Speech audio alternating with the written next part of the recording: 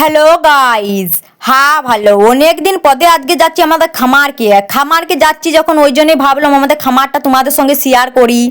সব কিছু আজকে শেয়ার করব, কি সবজি হয়েছে না হয়েছে সবগুলো আজকে দেখাবো তোমাদেরকে। আর সববারের মতো এইবারও আমি পাচির ডেঙ্গো হয়েই যাচ্ছি, কারণ পাচির ডেঙ্গো তো আমি এক্সপার্ট, ওই জন্য গেট খুলে যাই না, সবসময় পাচির ডেঙ্গো হয়েই যাই। তখন এই সিজনে খামারে তেমন কিছুই হয় না, এই যে লালতে শাক হয়েছে আর ওই সাইডেও লালতে শাক হয়েছে।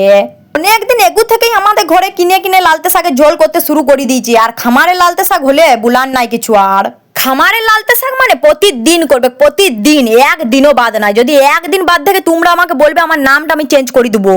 যখন খামারকে গেলাম, গিয়ে পদে দেখছি যে টাইম করে জল দিয়েছি, আর পাইপের জলটা এক জায়গাতে পড়ছিল, ওই লেগে শাক বাড়িতে নিয়ে চলে এলাম এই পাইপটা, যাতে এইখানেও জলটা পাই একটু।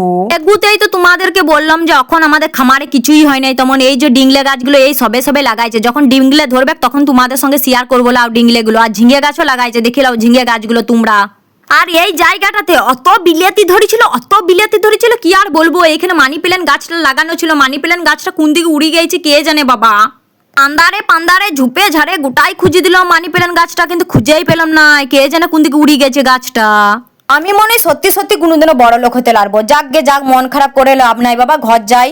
আর ঘর যাবার সময় দেখো, যখন পাঁচিরটা ডেঙ্গেছে এই বিটি ছেলেটা আমাকে মেরে দৌড় মেরে দিল, আমি ওকে ছেড়ে দিলাম, যা ছুটু ছেলিয়া ভগবতী, ওই জন্য ছেড়ে দিলাম। আমি খামার থেকে বেরোনোর পরে এই বিটা ছেলেটা কে জানে কি করতে আমাদের খামারটায় ঢুকিছে, কি তল্লাশি করবে কে জানে বাবা। খামারটা নিয়ে কিছু খুঁজে পায় না, শেষমেশ এই পাইপটা খুঁজে পেলো, এই পাইপটা নিয়েই মনে হয় ঘর যাচ্ছে, চুরি করে নিল আমাদের পাইপটা তখন কে। তো গাইজ আজকের মতো টাটা, দেখা হবে আবার তোমাদের সাথে নেক্সট ভিডিওতে।